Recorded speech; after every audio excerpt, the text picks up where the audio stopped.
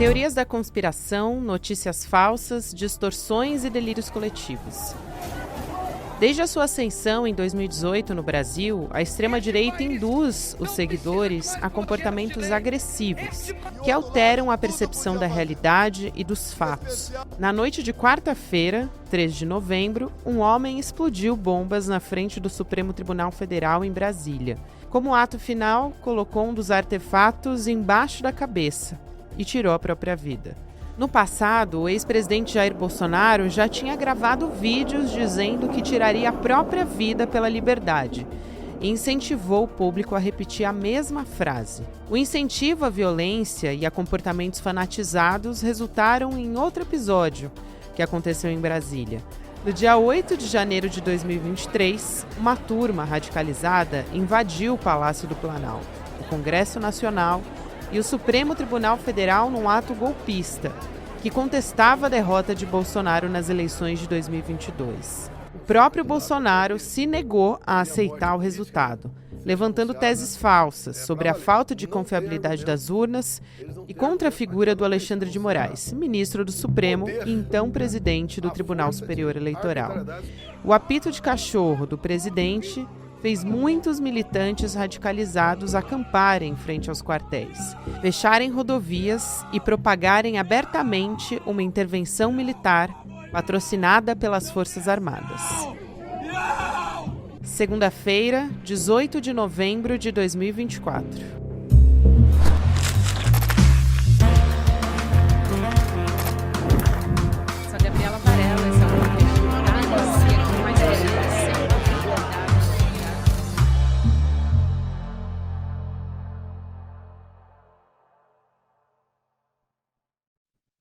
Olá, seja muito bem-vindo, seja muito bem-vinda. Eu sou a Gabriela Varelli e esse é o Videocast em Detalhes.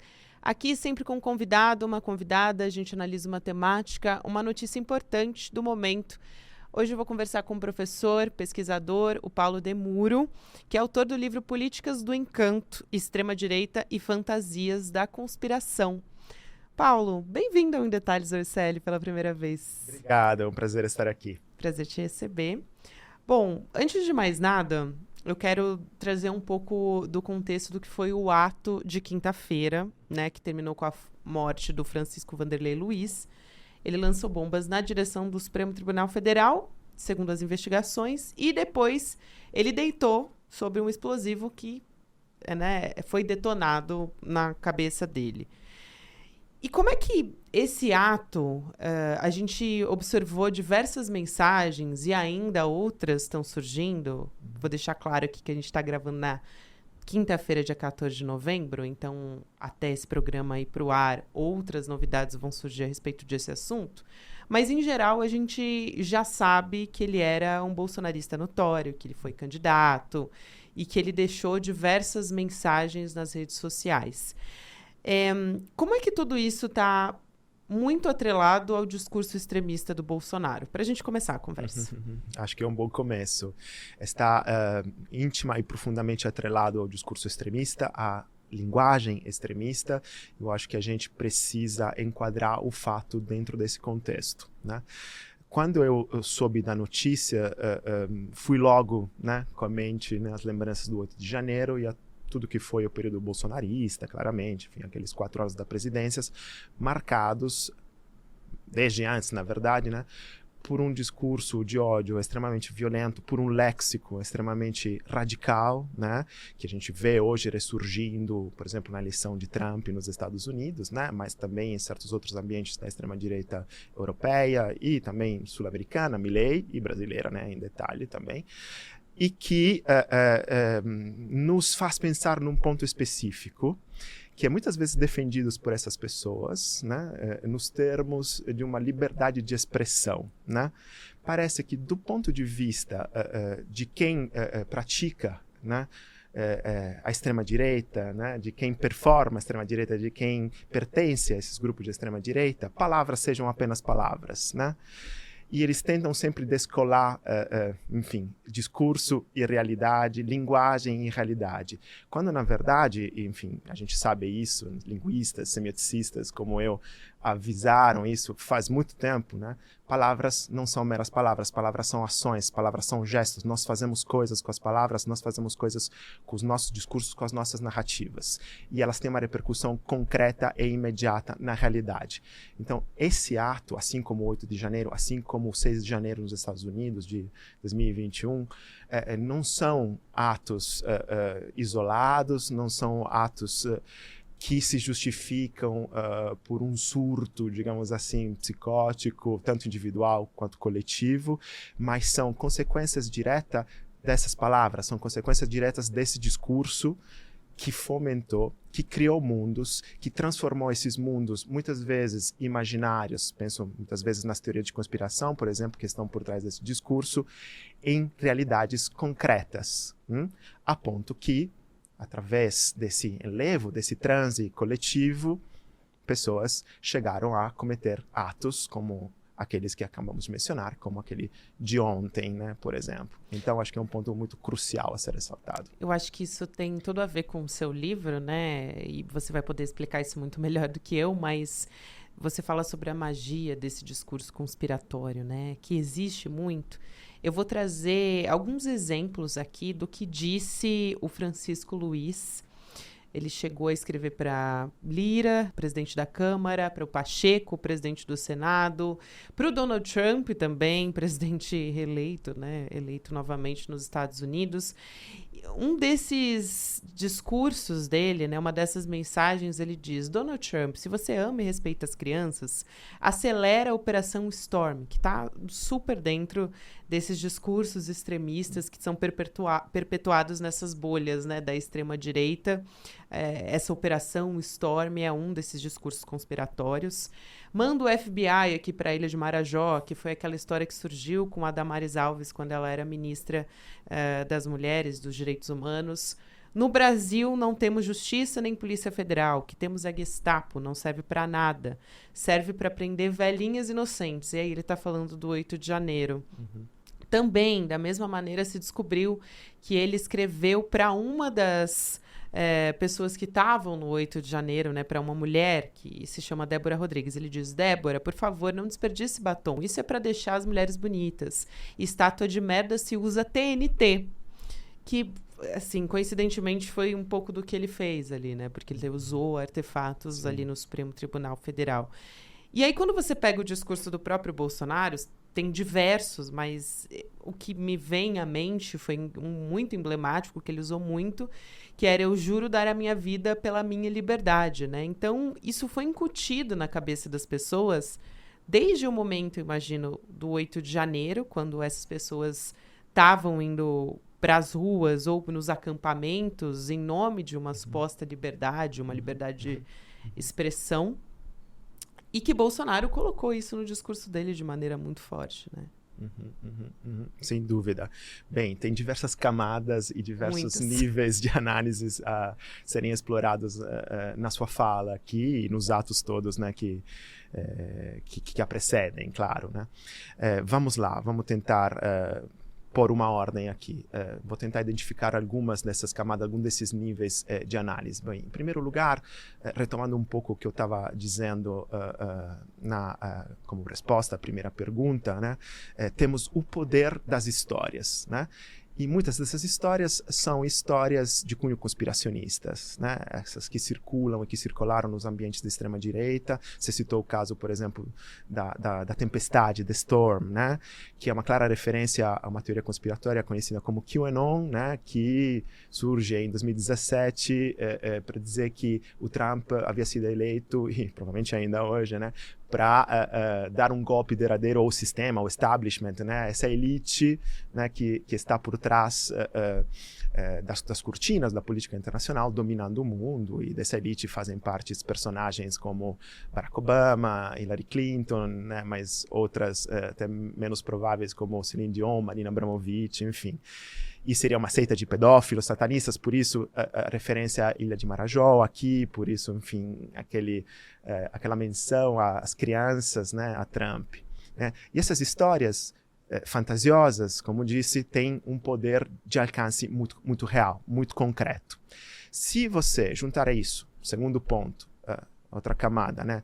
O fato de que o nosso ecossistema midiático contemporâneo, onde se dá o debate público, onde está o discurso político, o embate político, né? A fala pública são as mídias sociais. E as mídias sociais funcionam de um ponto de vista linguístico mesmo, numa relação eu-você, eu-tu, né? Esse fato, né, do Francisco ter escrito para o Trump ou para o Bolsonaro diretamente, ou para as pessoas que você mencionou, não é muito, como dizer, anômalo, né? No sentido que se cria ali nessa estrutura uma intimidade, uma como dizer, uma sensação de quase de privacidade, de conversa íntima entre os líderes e, entre aspas, seus seguidores, né? A massa de seus seguidores, né? Então, isso torna ainda mais concretas e mais eficazes, mais, como dizer, potentes palavras de Bolsonaro, de Trump, desses líderes, né? E não tem como descolá-la desse quadro geral e dizer, como muitas vezes eles fazem, de novo, que são apenas palavras. Que dizer aquilo que você citou, darei minha vida pela liberdade, ou que, enfim, vamos usar fuzil contra a petralhada, ou coisas desse tipo, né? Como muitas vezes Bolsonaro disse, sejam apenas, enfim, léxico, né? Nada demais. Não é nada disso. É uma coisa que tem uma dimensão muito concreta, né? Muito, como eu posso dizer, real, né? Essa intimidade leva a isso e cria, terceiro ponto, um sentido de pertencimento. Um pertencimento coletivo, né? Como nos acampamentos, por exemplo. Como nos acampamentos, enfim, como no 8 de janeiro, como no 6 de janeiro, que a gente já citou aqui, e como ontem. Ontem, enfim, apesar de ter sido um fato cometido por uma pessoa só, não podemos cair no engano, né, de achar e de analisá-los como um fato isolado, coisa que o próprio Bolsonaro disse hoje, né? É um fato isolado. Não é. É um fato que se escreve dentro de uma trama discursiva, que tem essas realidades concretas. É algo que está totalmente imerso dentro dessa maré narrativa, né, que leva e produz essas ondas, né? Acho que a gente poderia usar essa metáfora. Então tem um grupo por trás, tem um pertencimento coletivo, o fato dele ter falado com a mulher que você cita ali, né? Não é casual, né? E aí, quarto ponto, tem todo um imaginário que a gente já mobilizou aqui, mas que se encontra nessa fala do batom, né? Que é um imaginário extremamente masculino, misógino, né? Que, de novo, vê o mundo de uma determinada maneira, né? Que preza a violência, que promove a violência com palavras e atos concretos, e, enfim, as duas coisas, como a gente disse, vão juntas, né? E que usa essas metáforas, que no fundo são metáforas que colocam a mulher, enfim, no seu lugar, digamos assim, estereotipado, onde, do ponto de vista do discurso da extrema-direita, ela tem que estar, né? Totalmente. Eu acho que a gente ouviu também, você falou de ato isolado, acho muito importante, porque veio esse termo lobo solitário, né, que é um termo muito utilizado para um ataque terrorista que é planejado principalmente fora do Brasil, mas planejado por uma pessoa sozinha, né, e executado de forma solitária também. O professor Davi Nemer, que é antropólogo, também pesquisador de extrema-direita, ele chamou a atenção para isso e de como justamente essas ações também são nutridas dentro de uma perspectiva de uma ação coletiva, né? Num ecossistema de radicalização, de ódio, muitas vezes dentro das redes sociais, né? Começam ali, pelo menos, e nutrida pela desinformação também, enfim, são muitas camadas, né? Agora, como a gente viu aqui, até li algumas mensagens do Francisco Luiz, ele divulgava mensagens de fanatismo muito claro, ele se filiou ao PL, ele foi candidato, ele se vestiu de coringa, enfim. É um personagem que ainda, eu imagino, vão aparecer muitas outras características dele. Mas o que eu quero te perguntar é, o fato dele pertencer a esse ecossistema bolsonarista, né? Caracterizá-lo como um lobo solitário, como algumas pessoas estão fazendo, talvez porque ainda não existam elementos suficientes, mas poderia amenizar essa responsabilização ou talvez elimine ele desse contexto que é tão importante, né? Não, do ponto de vista de uma análise, seja antropológica, seja linguístico-semiótica, enfim, as duas disciplinas, inclusive, caminham muitas vezes juntos, né? Eu concordo muito com o David e com a sua leitura. A gente não pode minimamente tomar esse ato ou tentar entender esse ato como um ato isolado a partir do que foi feito, né, dos detalhes, do que aconteceu ali. Não, tudo ali é parte de uma trama e remete a outras camadas, a outros níveis, a outros sujeitos, né, inclusive do próprio imaginário ali, né, como você citou, da extrema-direita. E alguns valores, algumas oposições que são próprias do discurso extremista, como, por exemplo, aquela entre o povo e as supostas elites que o dominam, né? A vitimização, outro tema clássico do discurso da narrativa de extrema-direita. Os líderes, né, como Trump, como Bolsonaro, se promovem muitas vezes como vítimas, né, de um suposto sistema à la QAnon, né, que estaria por trás, né, dominando o mundo, né, e eles se colocam como essa voz do povo, né, e se colocando como esses grandes destinadores no sentido de traçar esse destino do povo, eles convidam o povo à ação, né. Então, em nenhuma hipótese a gente pode tomar esse caso como um caso isolado, porque senão a gente vai perder o seu valor. A gente não vai entender esse seu, digamos, significado real, né? Que se dá apenas nas relações que ele entretém com todo esse ecossistema. O que eu posso dizer, do meu ponto de vista, também para complementar essas análises que você acaba de citar, aquela do David e outro, é que, do meu ponto de vista, que é o ponto de vista de um estudioso de linguagem, do discurso, né, de novo, certas atitudes estão enraizadas e manifestadas, ganham ainda mais corpo a partir de determinadas expressões, de determinadas concretudes materiais, como, por exemplo, o fanatismo que você citou, né, nos ambientes das mídias sociais, por exemplo, da extrema-direita, nos grupos, né, o que prevalece muitas vezes é o grito, enfim, são estruturas e práticas discursivas que estão na base do ódio, né? Que dão concretude, que dão corpo a esse ódio, né? Porque muitas vezes hoje em dia, por exemplo, nas redes sociais ou nas mensagens que a gente recebe no WhatsApp, ou nessas mesmo que você acaba de ler, as mensagens estão escritas em maiúsculo com 4, 5 pontos de exclamação, né? E coisas desse tipo, com imagens muitas vezes chocantes. A gente poderia dar muitos outros exemplos de como se articula essa linguagem. Bom, para criar esse envolvimento, né? Esse choque, e muitas vezes, enfim, isso leva a ações concretas que estão dentro de um quadro discursivo que, novamente, né, promove determinadas atitudes, posturas, né, paixões políticas não estão apenas na esfera do imaterial, né? Nossa, eu acho isso fundamental, porque o discurso político, né, das redes sociais, das redes digitais, se materializaram, né, em cenas que a gente vê sempre agora. A gente viu, por exemplo, na época do acampamento, diversos discursos muito violentos, né, ataques contra outras pessoas. A gente viu o 8 de janeiro, que, claro, no final ali era um atentado contra o patrimônio, mas também contra o simbolismo de tudo aquilo, né? Enfim, o Congresso, o Supremo Tribunal Federal, o Judiciário, as instituições brasileiras. Então, na ponta é isso, né? Como é que a gente enfrenta esse ódio, né? Que, para além do discurso de ódio das redes sociais, agora está se espalhando com tanta rapidez nas redes sociais, mas a gente está vendo isso de forma muito concreta no mundo real. A gente viu nas eleições também municipais, agora de maneira muito violenta, mas pegando um ato como esse, que no fim das contas terminou com a morte de uma pessoa, né? A gente está falando de tragédias, né?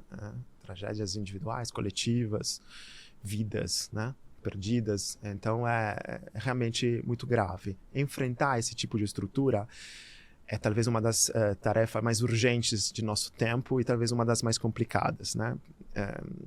Até pela própria infraestrutura das redes, né? Pela sua arquitetura algorítmica que promove esses conteúdos de ódio. Isso a gente sabe, e pesquisadores de diversas áreas já apontaram para isso. Tentando fugir um pouco desse conhecimento, enfim, que já foi muito divulgado, eu quero apontar para algo mais concreto, que está na própria materialidade dos palácios das instituições brasileiras, né? Eu li recentemente uma matéria da agência pública que dizia que dentro dos três poderes, enfim, dos edifícios dos três poderes, o único que promove uma lembrança, né, a memória do 8 de janeiro é o Supremo. Né? Tanto no Congresso, no Planalto ainda não tem, por exemplo, nas visitas guiadas que se fazem ao público, né? Não tem nenhuma menção, né? Não tem nenhuma marca. Né? Isso, infelizmente, é uma marca do Brasil, né? Da sociedade brasileira, da política brasileira. Se pense na memória da ditadura, que não existe, basicamente, né? Comparado com outros países latino-americanos ou europeus, por exemplo. Né? E o fato de que não se esteja ainda construindo uma memória concreta nos próprios palácios das instituições, né? Deixando vivas aquelas marcas ali e falando para as pessoas que vão visitar esses palácios, os edifícios, o que aconteceu, é um fato muito grave. Né? A primeira coisa que deveria ter sido feita é deixar clara essa memória concreta, né? Nos prédios, nos edifícios, nos palácios, né? No mundo extremamente volátil, digital, onde a memória se perde, a nossa atenção vanece de um momento para o outro, deixar clara essa memória, as marcas do que aconteceu, dessa violência na materialidade concreta dos edifícios, seria o primeiro ato, né? Além disso, claro, é preciso conscientizar cada vez mais as pessoas, o povo, sobre essas estratégias discursivas. Então, quem trabalha com análise do discurso sabe, mas a própria Unesco, por exemplo, hoje promove a análise do discurso, semiótica, essas disciplinas com as quais nós todos trabalhamos, né, como searas fundamentais, instrumentos fundamentais para o que eles definem literacia midiática, o letramento midiático das pessoas, né, que é, no fundo, um processo enfim, de ensino, aprendizagem, de interpretação de texto, que é cada vez mais necessário. Eu defendo que isso deveria ser ensinado nas escolas, né? A partir, enfim, dos colégios, no mínimo, né? Quando se ensina português, né? Não se deveria ensinar apenas o português, mas cada vez mais processos linguísticos, semióticos muito mais amplos, e não apenas de linguagem verbal, mas de linguagem visual, por exemplo, né? Coisas que só ensinamos nas universidades. A gente precisa cada vez mais dar essas competências, né, para as pessoas aprenderem, né, por exemplo. Então, enfim, memória, literacia midiática, né, pilares através dos quais construir uma conscientização das pessoas que habitam esse mundo. É disso que a gente precisa, principalmente no mundo como o contemporâneo, onde a atenção, além de ser um campo de disputa, é cada vez mais breve. Eu concordo em absoluto, e me lembrou, assim, do Museu da Resistência, por exemplo, que a gente tem em São Paulo, que preserva a memória da ditadura, que preserva, né, as memórias, ainda que seja por uma reconstituição, né, de como funcionava o DOPS, do que aquelas pessoas viveram ali, o que elas escreviam, né, enfim, como é que elas sobreviveram ali. Então, eu acho isso fundamental, que é um museu, inclusive, que eu recomendo a visita justamente por isso, né, por se tratar de lembrar como é a nossa história e de resistência também, como o próprio nome já diz do museu. E é um museu super jovem, né? Sim. Enfim, sim. Que foi criado há pouquíssimo tempo. Agora, uma outra pergunta que eu quero te fazer é a respeito de o Bolsonaro, né, ter utilizado a primeira reação que ele teve. Ele foi entrevistado e perguntado a respeito disso, né? Ele tem dado muitas entrevistas ultimamente. E ele disse que era um maluco. Foi a primeira expressão que ele usou. o advogado do Bolsonaro seguiu essa mesma linha, né? Chamou ele de maluco, diz que tem maluco em todo lugar, em todos os espectros políticos e tal. E aí tem duas... Eu queria separar essa última pergunta em duas partes, que é a seguinte, né? O Bolsonaro, ele está buscando por uma anistia muito fortemente, né? Visitando o Congresso, se pronunciando a respeito disso, já falou até diretamente com o próprio presidente Lula, dizendo, se... não tem coração, né, para anistiar e tal, vamos pacificar. Esse é o discurso da extrema-direita agora. Então, acho que esse é um recurso, né, uma estratégia que a extrema-direita, que o próprio Bolsonaro está tentando recorrer. E o outro, de dizer, eu não tenho nada a ver com isso que aconteceu. E o outro é a própria imprensa que embarcou, de certa forma, nessa questão. Eu ouvi alguns jornalistas dizendo, algumas colunas de opinião, dizendo que era um maluco, né? E aí, qual é o cuidado que a gente tem que ter nesse caso, Paulo? Porque não atribuir loucura a esse caso, o que eu digo é dar o nome que isso tem, né? A importância disso. Para além de contribuir para a psicofobia, que essa é uma outra questão, isso tem um nome, né? Foi um crime o que aconteceu. Então, é um bolsonarista notório, ele é radicalizado pela extrema-direita. Então, acho que talvez trazer a importância disso. Sim, isso é fundamental. Como você disse, a gente não tem dados, mas na verdade não é pertinente. Porque, de novo, a análise que a gente tem que fazer aqui é uma análise de cunho discursivo, sociológico, e a gente já resgatou, inclusive, na nossa conversa anterior, essas tramas, né? E do nosso ponto de vista, né, de quem estuda discurso, de quem estuda subjetividades em diversos campos do saber, na antropologia, na psicologia, na psicanálise mais em detalhe, né? Ou na semiótica, as identidades não são fenômenos isolados. Os sujeitos não se definem por si só. Os sujeitos, ainda que tenham diagnósticos específicos, se definem sempre, né, a partir de seu quadro de relações, a partir do sistema de elos, conexões, vínculos dentro do qual eles estão inseridos. Então, isso é um dado fundamental. Portanto, não tem como isolar e dizer que foi um surto psicótico, porque ainda que tenhamos um diagnóstico confirmado, né, a própria doença, psicanalistas dizem isso, psicólogos, psiquiatras dizem isso, né, não existe doença fora da sociedade. Reforço isso a partir do meu ponto de vista, de estudioso da linguagem do discurso, dizendo que essa trama de narrações, histórias e palavras, né, contribuiu para que isso pudesse acontecer. Por outro lado, é muito importante para enfrentar, como você disse, né, esse tipo de eventos, né, esse tipo de deriva, né, atribuir um léxico adequado para os fatos. Portanto, sim, crime. A gente está falando de um atentado, está falando de um crime, né? Não é um fenômeno qualquer. De novo, não é um surto psicótico. É um crime. É um crime contra o Estado Democrático de Direito, que inclusive vem depois o 8 de janeiro. Algo que teve um peso concreto muito significativo, né? Paulo, quero muito te agradecer. Prazer te receber aqui no Em Detalhes, professor e pesquisador Paulo Demuro. Até uma próxima, seja sempre muito bem-vindo. O prazer foi meu, Gabriela. Muito obrigado por essa conversa. Até mais. E eu tenho um recado muito importante para você. A primeira pós do ICL, que foi um dos maiores pedidos que a gente pediu aqui com muita frequência da nossa comunidade, tá vindo aí. É a pós-graduação ICL em parceria com a FESP SP. Então, é um curso que é a cara do ICL, logo logo você vai ficar sabendo de todos os detalhes, mas vai ser uma formação crítica, revolucionária, essencial para entender o Brasil, então tem tudo a ver com a gente, com essa transformação que é o ICL e também juntando com a tradição que é da primeira escola de sociologia política do Brasil, para criar esse curso que é único e nosso aqui. A gente vai ter os melhores professores, transformar a forma como você enxerga os problemas do nosso país. Então, é o nosso próximo passo, gente. Vai ser no dia 28 de novembro, 8 horas da noite. Você pode participar desse momento histórico com a gente.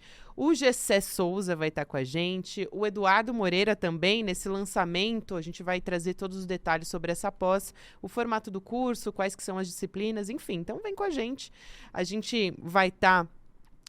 para quem estiver ao vivo junto com a gente, né, vai garantir condições exclusivas para a matrícula. Então, vai ser imperdível para você participar e garantir a sua vaga nesse evento. Você pode se inscrever em detalhesicl.com.br. Obrigada a você que me acompanhou até aqui. Agora você fica com Mercado e Investimentos. Depois tem Rolê ICL e a gente está todos os dias nas plataformas de áudio também. Boa semana para você! O ICL vai lançar uma pós-graduação com os melhores professores e professoras do país, por um valor quase que simbólico e cheio de vantagens para quem já é membro do ICL? Fato ou fake? Pois é, difícil de acreditar, mas é fato. E é mais do que isso ainda, é em parceria com a FESP, uma das maiores escolas do país, onde estudaram Darcy Ribeiro, Sérgio Buarque de Holanda, Florestan Fernandes. É isso mesmo, pós reconhecida pelo MEC. É o próximo passo da revolução do ICL. Para você participar do lançamento, sabendo quais são essas pós, quais são os professores e professoras e as condições para você se inscrever e já no começo do ano que vem começar a cursar essa pós-graduação, que dia 28 de novembro, uma quinta-feira às 8 horas da noite, a gente vai estar junto para saber dessas novidades. Participe do novo passo da revolução.